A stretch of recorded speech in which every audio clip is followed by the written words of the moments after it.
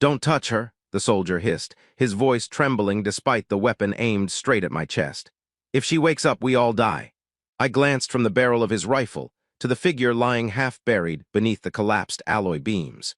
"That's usually when I start touching people," I said, tightening the strap on my med pack.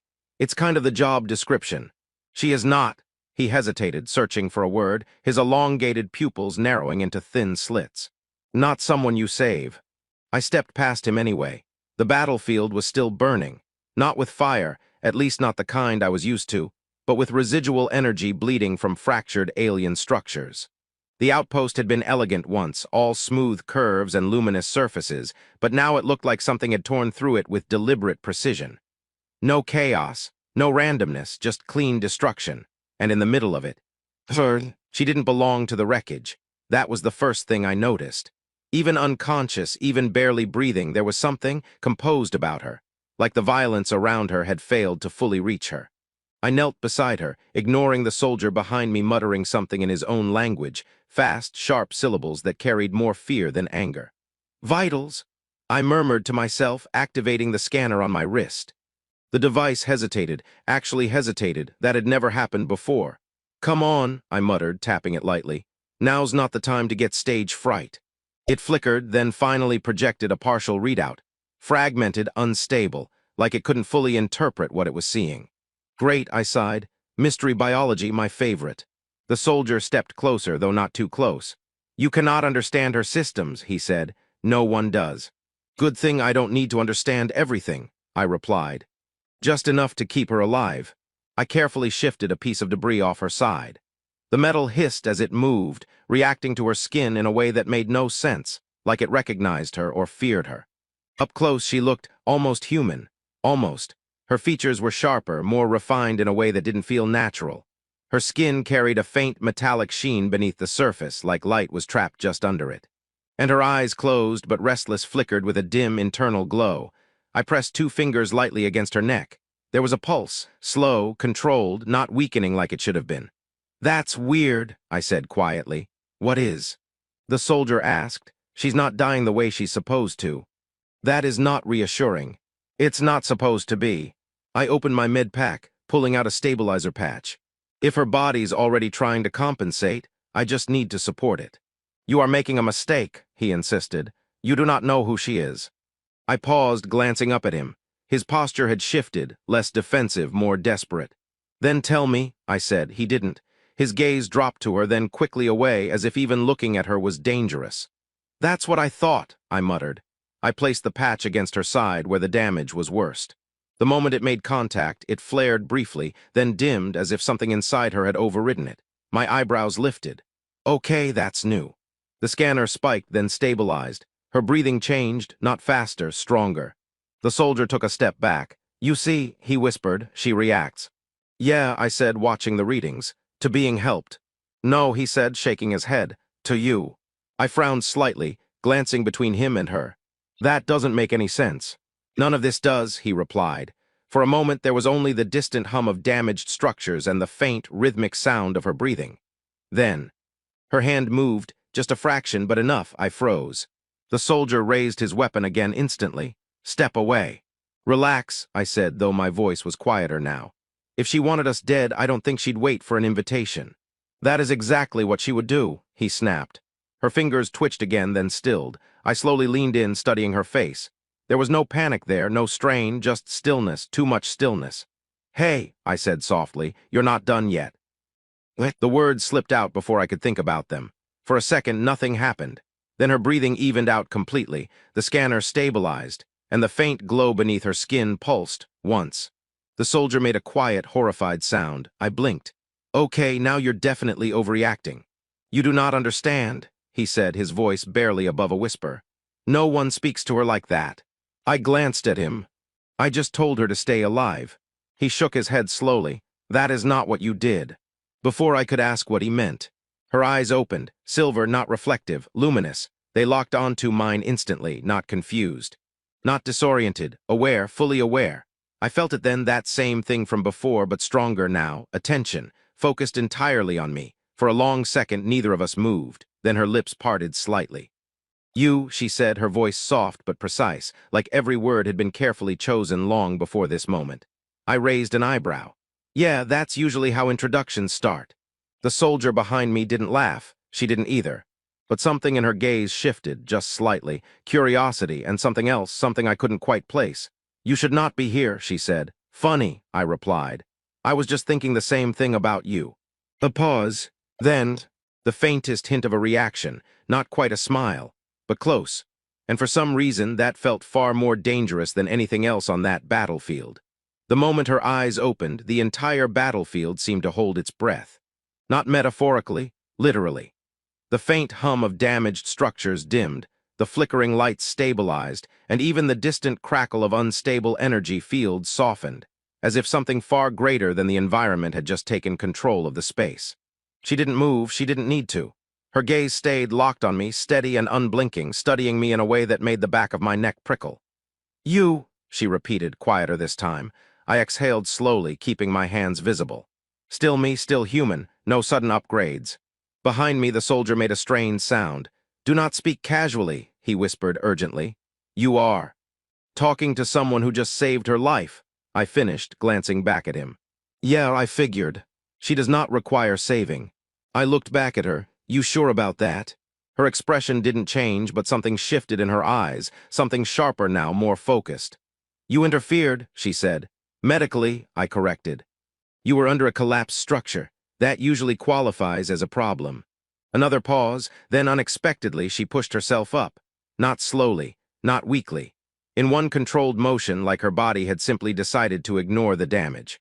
The stabilizer patch on her side dimmed completely, its readings dropping to 0 as if it had been rendered irrelevant. I blinked. Okay, that's not how recovery works. The soldier stumbled back. Impossible. She stood fully now, the faint glow beneath her skin intensifying for a brief moment before settling again. There were still visible signs of injury, but they didn't seem to matter. Her attention never left me. You are unusual, she said. I gave a small shrug. I've been called worse. That was not intended as humor. Yeah, I figured. She took a step closer. The soldier behind me immediately raised his weapon again. Do not approach him. Her head tilted slightly, just enough to acknowledge the sound without truly reacting to it. He is under your protection? She asked. No, the soldier said quickly. He is. I'm under my own protection, I cut in. Usually works out. That earned me a look from both of them, very different looks. The soldier's was disbelief, hers was something else, interest. You show no fear, she said. I do, I replied. I just don't let it make decisions for me. Another pause. Then very subtly, her posture shifted again, less guarded, not relaxed exactly but recalibrated. Before she could say anything else, my wrist device buzzed sharply. Incoming signal, multiple. I glanced down, expanding the feed. My screen filled with overlapping scans, ships entering orbit, signatures locking onto the surface. Well, I said under my breath, that's not good. The soldier saw it too, his expression drained of what little composure he had left. They found her. Yeah, I said, I'm getting that impression. The air changed, not because of the ships, because of her. The faint glow beneath her skin pulsed once, brighter this time, not uncontrolled, deliberate. The soldier took another step back. No, not here's. I looked at her. I'm guessing those ships aren't here to say hello. They are here to finish what they started, she said calmly. Which is? She didn't answer. Instead, she turned her head slightly, looking past me, toward the sky, though there was no clear view of it from where we stood. They are early, she added. Great, I muttered. Love when hostile fleets are punctual. The ground trembled faintly as something entered the upper atmosphere. The soldier's grip on his weapon tightened. We must leave, now. I glanced between them. Yeah, I'm not arguing with that. But she didn't move. Of course she didn't. Instead, she looked back at me. You should go, she said. Not how this works, I replied, her eyes narrowed slightly. You have done enough. I stabilized you, I said. That's step 1. Step 2 is making sure you don't get immediately blown up by whoever's up there. That is not your responsibility. Yeah, I said, adjusting my med pack. I've been told that before, didn't stick. The soldier stared at me like I'd lost my mind. You do not understand if they see you with her. They already see everything, I cut in, nodding toward the sky. Pretty sure we're past subtlety. Another tremor shook the ground, stronger this time, a distant impact, Closer, the soldier flinched. They are deploying ground units. I exhaled slowly, rolling my shoulders. All right, new plan. There is no plan, he snapped. There is only survival. Same thing, I said. Then I looked at her again. She hadn't moved, hadn't panicked, hadn't even glanced toward the incoming threat again. She was watching me, still, measuring. You are choosing to stay, she said. Looks that way. Why? I hesitated, not because I didn't have an answer, because I had too many. Finally, I shrugged slightly. Because you're not what they think you are. A flicker of something crossed her expression. Small, fast, but real. And what do you think I am? She asked. I met her gaze steady. Someone worth saving, I said. Silence. Even the distant sounds of incoming forces seemed to fade for a second. The soldier looked between us, completely lost now. This is madness. Maybe, but something shifted in her again. Not in her stance, not in the energy around her, in her eyes. For the first time since she'd woken up, the calm surface cracked just slightly. Not weakness, something deeper. Something human, then. A sharp, violent impact hit the outer edge of the outpost. The structure groaned, fragments collapsing inward, dust and light scattered through the air. The soldier raised his weapon, turning toward the threat. They are here. I didn't look away from her, neither did she. Last chance, I said quietly. We run or we stay and deal with it. Another tremor, closer now. She took one step forward, then another, stopping just within arm's reach. You are not ordinary, she said. I smirked faintly. You keep saying that. You stood where others would not. Yeah, I said, bad habit. A faint sound escaped her, soft, almost like the beginning of a laugh, though it didn't fully form. Then her expression sharpened again, focused, decided. Then stay, she said. Behind us, the first enemy units breached the perimeter, and for the first time since I'd found her. She moved like the battlefield belonged to her. The first of them didn't even make it 3 steps inside before she was already there. I didn't see her move. One moment she stood beside me, still composed, almost fragile, and the next, the air shifted, and she was across the chamber, intercepting a fully armored soldier mid-stride. There was no wasted motion, no hesitation, just precision. Her hand struck once. The soldier dropped instantly. Not dead, at least I didn't think so, but completely disabled, his weapon clattering across the fractured floor. The others didn't hesitate. They opened fire. Energy bursts tore through the air, bright, violent streaks that should have turned anyone into ash. They didn't touch her. She moved through them like she already knew where they would be, where they would land. Each step exact, each motion efficient. It wasn't just speed, it was anticipation, control. I stayed where I was for half a second too long, then instinct kicked in. Yeah, okay, I muttered, grabbing a fallen rifle and dragging the stunned soldier behind a partial wall. Definitely not my usual shift. Do not engage, the soldier from before shouted at me. You will die. Not planning on it, I shot back, checking the weapon. Just trying not to stand out as the easiest target. Another blast hit nearby, sending fragments of glowing material scattering. I peeked around the edge just in time to see her take down 2 more attackers in a fluid motion that didn't look possible for a body that had been critically injured minutes ago. All right, I breathed. That's something. But it wasn't just the way she fought. It was the way they reacted. These weren't untrained units. Their movements were coordinated, disciplined, but now there was hesitation, small but there. A fraction of a second where certainty should have been.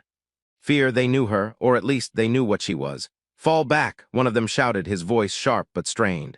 Recalibrate positions. Too late, she was already among them again. And then, everything stopped, not the fight, time. For just a fraction of a second, it felt like the entire battlefield froze. The air tightened, the light dimmed, and the faint glow beneath her skin flared brighter than before. Every attacker faltered at once. Weapons dropped, movements stalled. Like something had pressed pause on them, I stared, lowering the rifle slightly. Okay, that's new.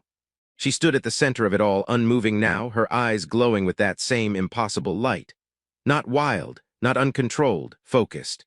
And then she spoke, not loudly, but it carried. You were warned. The words didn't echo. They resonated. Through the ground, through the walls, through them. The soldiers staggered back, confusion breaking through whatever training they had left.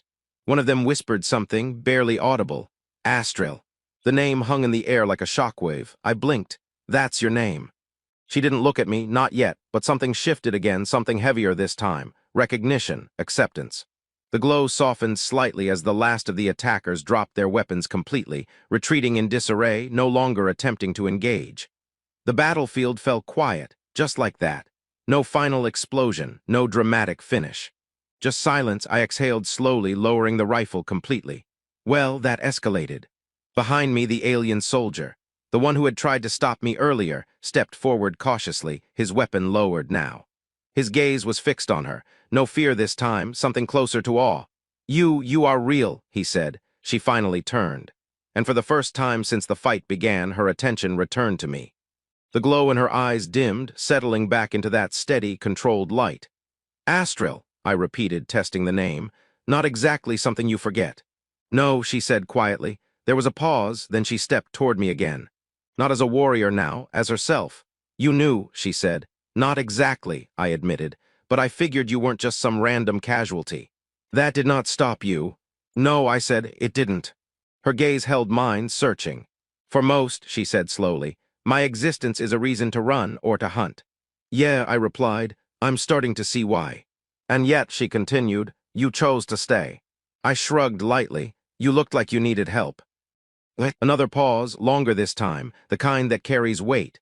Then unexpectedly she reached out, not fast, not sudden, deliberate. Her fingers brushed lightly against my wrist, right where the scanner still flickered faintly. The device reacted instantly, spiking then stabilizing, as if it had finally decided to cooperate. I blinked. "Huh, so it wasn't broken." "It was waiting," she said. "For what?" Her eyes met mine fully. "For you." I let out a quiet breath, half a laugh. "That's not something I hear every day." Behind us, the soldier spoke again, more carefully now. "The fleets will return." "They always do," she said. "But now," he hesitated, glancing at me, then back at her. "Now everything is different." I looked between them. "I'm guessing this is the part where things get complicated." "They already are," she said. A faint wind moved through the broken structure, carrying the distant hum of ships repositioning in orbit. The war wasn't over, not even close, but something had changed. I could feel it. In the way the soldier no longer looked at her with fear, in the way she no longer stood alone, and in the way she was still holding onto my wrist lightly but enough to matter. "You should leave," she said softly. "Yeah," I replied. "You said that before. And you did not listen. Still not planning to." A flicker of that almost smile returned. Then for the first time it stayed. "You are not like the others," she said. "Yeah," I said. "I've heard that today." "No," she replied, her voice quieter now. "You are something else." I tilted my head slightly. Good something or dangerous something. She held my gaze, both. The distant rumble of incoming ships grew louder. Decisions were coming. Bigger ones, but for a moment, just a moment, we stood there in the quiet aftermath of everything that had just happened. A medic, and the most feared warrior in the galaxy, connected by something neither of us had expected. "All right," I said finally, glancing up toward the fractured sky. "If I'm staying, I'm going to need a better explanation of what I just got involved in." Her fingers tightened slightly around my wrist, not to hold me back, to keep me there.